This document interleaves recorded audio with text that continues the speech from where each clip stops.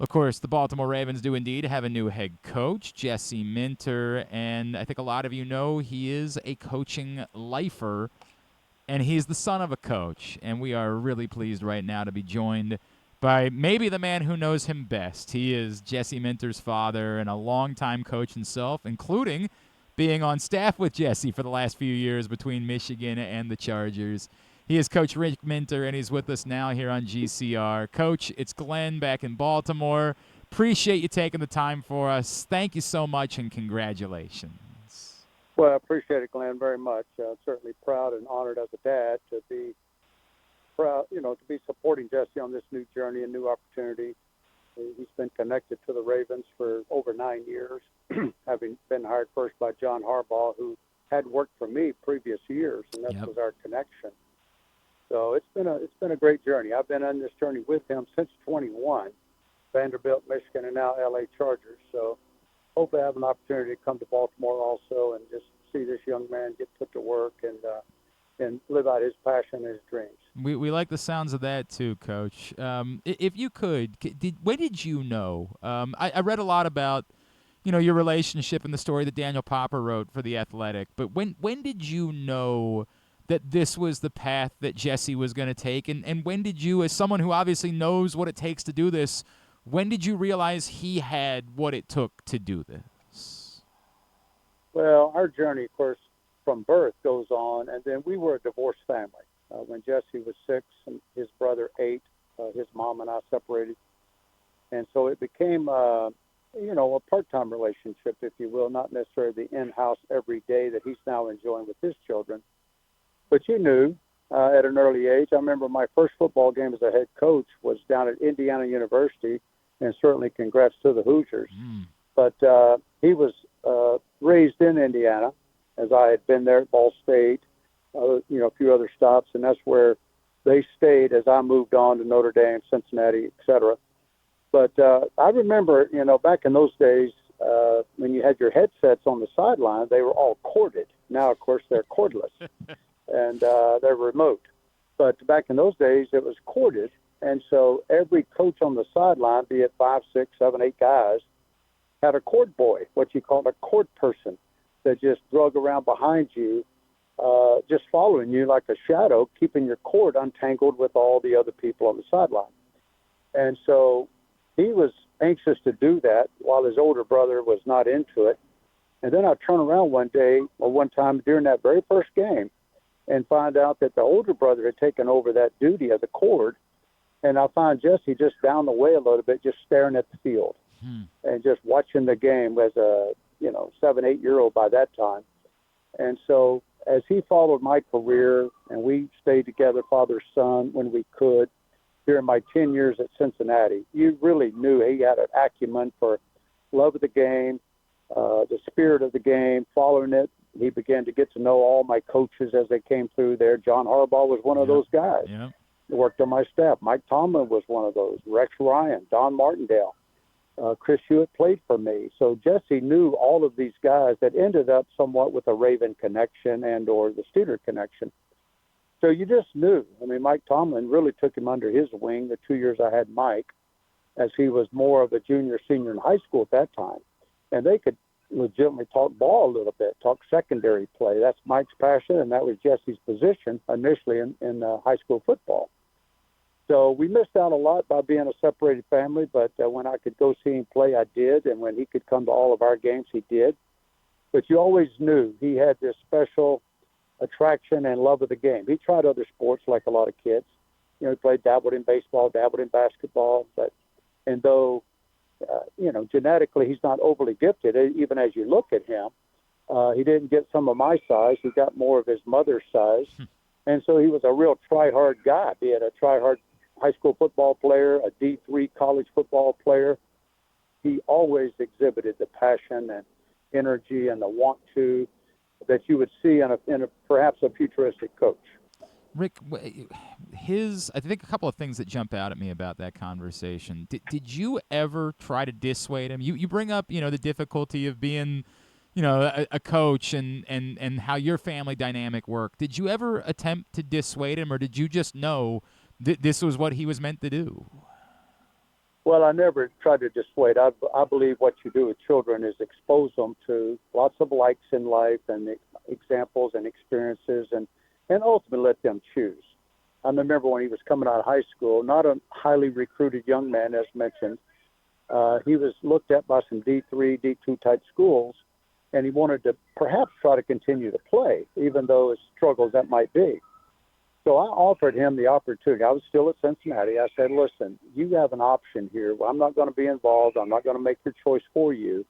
If you want to continue to pursue your dream of playing, then go to one of these little colleges around the Indiana area and pursue it. Mm-hmm. Go. Your mom and I'll take care of you. You'll have an education, have fun in college, all the things that college kids do. I said, or you could choose to come to the University of Cincinnati. And while he wasn't talented enough to play for me at our size of roster, I said, I'll teach you the ropes of how to become a coach if that's what you want to do. I'll put you with the managerial staff the first year, like on the field, setting up bags and dummies and drills and get attached to a coach or two. Second year, let's go to the video room and learn how to film practice and do all these things step by step that you would really get indoctrinated on a high level learning of how the business works. Third year, let's do this. Fourth year, let's do this. Well, the journey started when he decided, okay, Dad, I think I'm going to come to UC, which was Cincinnati. And he says, I want to follow that path. I want to be a coach, I think, and I want to get to know the game and want to be around you, et cetera, et cetera. So he chose that journey and came in, and sure enough, roomed him with a freshman football player over at the dorm. He jumped in feet first. He became an on-the-field manager. All the coaches loved having this guy around. And we went through that entire first season. And then as the winter came on, we got involved in winter program and all that sort of thing. He came into my office, I want to say March, probably February, March sometime. And he's all teared up. And I'm thinking, oh, my gosh, what kind of talk is this going to be, right? He's dating a girl in college. And what's Dad about to hear, you know? And so he comes in there, and lo and behold, we shut the door, and he says, Dad, I want to play football. He says, I miss it way too much to do what I'm doing. And I said, okay, let's just change courses. And I said, let's pursue maybe those schools that were after you a year ago, or better yet, I said, there's two programs right here in the city of Cincinnati that are D3 level programs. I think you ought to go explore them and do it on your own.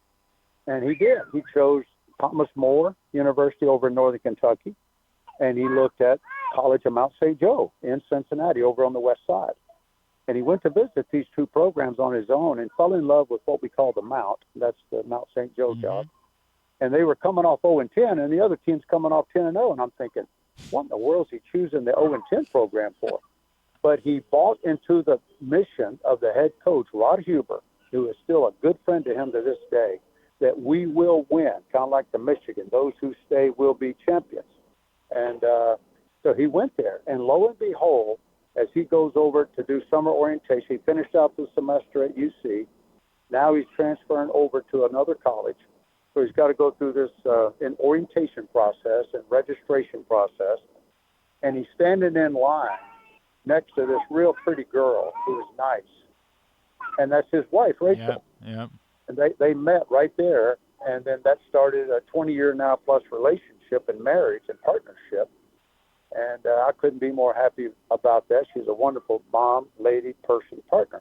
And so he went to the Mount, and that year, the next year, played 4 years, had tons of injuries throughout. His career was very hampered and tainted with injuries, but he never lost the faith and the hope, and eventually graduated in December of 2005. And he'll tell you the story. He tried to go out and get a job on his own a little bit, right? He wanted to not be in Dad's shadow. He just wanted to try to get this done on his own, and he got rejected, much like the Fernando Mendoza, story you heard the other night. And he's sent out all these letters around the country to, are you interested in me as a grad assistant or something like that? And he got rejected on so many fronts. He ended up with one offer. And then about that time, I'm at Notre Dame again. I had been there before. I came back to Notre Dame, and Charlie Weiss was our head coach, Charlie Weiss Sr., and we offered him an internship to come to join us in South Bend. And he did that. So from May until what turned out to be December, January of the next year, 2007, he lived with me. So as a father-dad, a father-son, we then had a unique bonding because I had missed so much of that when he was a child. So he's working with me. He's living with me. He's got his own bedroom, kept, if you will, much like a college kid keeps his room, which is stuff everywhere. And but he and Rachel continued on their journey and their path, and he stayed with me what turned out to be 1 year until Charlie Weiss lets me go, lets him go. And I happened to pick up the phone and call Brian Kelly, newly hired at Cincinnati, and I just happened to ask him, Brian, do you have any GA jobs open, grad assistant jobs open? And he says, I think I do. So that was a plus move for him because he moves back to Cincinnati, starts a job there. That's Rachel's hometown.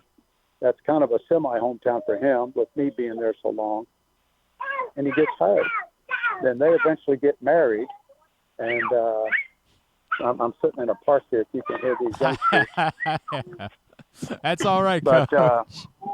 But anyway, I got 3 grands of my own out here in California. Man. But so no, he got on the right track, and then he gets hired over at Indiana State, and I eventually joined him over there in 2010, and that was probably the most critical move both of us ever made because he gets there, gets started on offense, moves to defense. So he's had a brief appearance on both sides of the ball. And then I get over there, become the D coordinator just on a 4 or 5 month contract.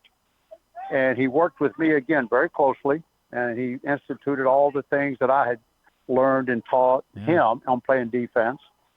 And then I take off and go to Kentucky. I get my career a little bit more back on a big-time track. And but the head coach, Trent Miles, who had Jesse, he asked me, he says, what should I do now about restoring the D coordinator job here now that you're leaving? I said, you have one move to make, Trent, and that is it. He says, what do you mean? I said, you have to give Jesse this job to be the D coordinator. And Jesse's, 26? He said, you sure? I said, I am positive. And Jesse took that ball and ran with it. They stayed there another 2 years, another 6'5", a 7'4". They beat Carson Wentz up at North Dakota State. And then they were on their way down to Atlanta, Georgia, to take over the Georgia State job, which was a total rebuild program. It was brand new to Division I. And I ended up joining them back in the last year there, which was 16. They were there 13, 14, 15, 16. I had gone to the Eagles and worked with Chip Kelly for 3 years, 13, 14, 15. So I was happy to join Jesse again. This time was the first time of role reversal. He is the coordinator. And you're working and for I'm coming in. Yeah. I'm working for my son now. Yeah. And I was the D-line coach at first. I said, you know what, this is going to be a challenge, me taking orders from my son. But it turned out to be a blessing. It was a great time. I found out real quick, let him worry about third downs on Friday night, right? And I can just go have a beer and relax. That's pretty great. But also I became a grandpa during that summer, and that's one reason I took the job, was to be around my family while Millie was being introduced to the world. So family's always been first with me, and more honored that my son Jesse is reaching his dreams come true, and that's to be an NFL head football coach. And my son Josh is a designer in New York City. That's great. If we end up, certainly ending up over there, we're all back on the same coast and back within a 3 or 4 hour drive. So all that'll be a positive. That's cool. Just a sidebar, but that's positive. That's cool. And we've missed, we've been on the opposite coast now for 2 years, and you feel it when you don't get to see your other child just as equally as important as Jesse is. It hurts, as a parent. So I look forward to getting back over there to where I can be closer to my other son, Josh, and his son, Cooper. And so I got 4 grands, and I'll now be back closer to all of them. So. That's awesome. Coach, that's so cool. Anyway. Chatting with Coach Rick Minter, there are a couple things that just I want to jump out about Jesse as a coach, because everybody's made it, what he's done, the actual impact. Michigan was already good defensively, but then turned them into being the number 1 defense. And then we all know what you guys did with the Chargers, and they were a bottom 3rd defense before you got there, and then the number 1 scoring defense. What is the special sauce that you see? And I'm sure part of it is what you had taught him over the years, but what is it that Jesse is able to do as a coach that makes such a quick, immediate impact? Well, number one, I think for Jesse, all through his life, whether it's his friends, relatives, teammates, Jesse has always been a Pied Piper type person in a sense. People want to follow him. People embrace him. You know, he's not abrasive. He's firm. He's attentive to detail and all that, but he doesn't chase people away from him with his words and his actions. He attracts people. And the players here in LA just bought right into him. He's got a great message. He's got a great scheme. He's passed me way up in the schematic world. I mean, he took that Raven package. He and Mike McDonald worked closely together. They're similar paths. I know that's what the Ravens probably looked at and say, hey, we got an example of a blueprint right out there in Seattle. Look what they're doing. That's a sneak preview of what they can expect, hopefully, out of Jesse, because Mike and Jesse are so close. But he does a great job of making the most out of what he has. He never complains about the level of talent, be it on a college team or now the NFL team. He just makes use of the guys we have, find out what they can do, what are their strengths, what are their limitations, try to improve the weaknesses into strengths. And he's just got a keen sense of how to break down an opponent and attack them, particularly in the key moments of down and distance, position on the field. He's amazed me. I'm his dad, and I've taught him a lot of his, let's say, the first half of his career. Then the second half has been more the Raven influence and the Baltimore defensive influence. And I've learned from him. But he does a tremendous job in how he tactically or schematically attacks people, but he gets players to buy in quickly to his message. And again, he's a pro guy. What I mean by that, a professional level coach. You know, he's not a yell and scream guy. Guys will learn that real quick. He's a teacher, and he's a collaborator. He's an involver. He wants the players involved. So they buy in quickly. Just talk to Derwin James and find that out, you know. Yeah. I know. So we make the most of what we have. We have a good scheme. He and Mike are maximizing that type of scheme to the fullest. And he just took it and ran with it. And Jim gave him total autonomy all 4 years running the defense. And always grateful to all the Harbaughs for what they meant to Jesse. And on how to run a program and how to treat people, he's worked for Harbaughs, you know, like 8 of the last 9 years. And that's good. John Harbaugh is a great man. And Baltimore got a lot of good out of John Harbaugh. And that passed on to Jesse and Mike. And now he's worked for Jim. And they're all great people. The Harbaughs is a wonderful family, starting with Jack and Jackie, the parents, all the way down, all 3 of their children. And he's been honored to work for Jim and both John. And he's learned a lot. Those guys know what they're talking about. Their dad was a great coach. And so all this stuff and wisdom and knowledge has been passed down. And like I told him through a message today as he's coming back to L.A., I said, you know, there is no book for this job that you're about to do. But now it's time to lean on your instincts, your knowledge, your passion, your learning from other people, and put it to work. Put it to use. Be yourself and go forward. He'll treat people with dignity and respect. He'll be loyal to his players. And I can't wait to watch this mission unfold, just as the fans are listening to us. We'll do the same thing. I know the expectations will be high, but we knew that when we got in the business, you know, that everybody wants to win. I think this was the best job on the market, and fortunate that it opened for him. And look forward to seeing the offense unfold as to whoever he, you know, surrounds himself with to run that side of the ball. He'll end up being instrumental on the defensive side, and it's going to be a fun journey. It really will be. I appreciate what you just said there, right, Coach? Because as you know, I agree with everything you said about John Harbaugh, who I have incredible reverence for, but you know, this is an organization that wants to win championships right now, and that's right. I assume that's what he embraces that challenge, and you guys embrace that challenge, coming in on day one and saying, you know, we're not here to have a 5-year build to this, like we're here to hit the ground running. Right. That should be the level of expectation coming from the club and the fans because of the structure and the stability of the team that's been done over time. I mean, Ozzie Newsome and Eric DaCosta, I mean, they're like top of the game in terms of draft, develop, and play. Yeah. And you know, they don't make expensive free agent ads. They do it strategically, the same way that the Chargers are trying to exemplify that with Joe Ortiz coming from the Ravens of 25 years. So there is a secret formula to do it. You got to get lucky. You got to you got to be good. You got to be fundamentally sound. But you also just have to be lucky, and injuries play a part of that. So if the team can stay healthy, it's a very good-looking roster right now today. And just like Mike's turned that thing around in Seattle in 1 to 2 years, we hope for the same thing, just to hit it running, play great. He knows how to attack some of these better defense or these better offenses around the league. And we've held some teams in check that even come out of the AFC North. I mean, we've had track records of those guys over the last 2 seasons. We've played every team in the North.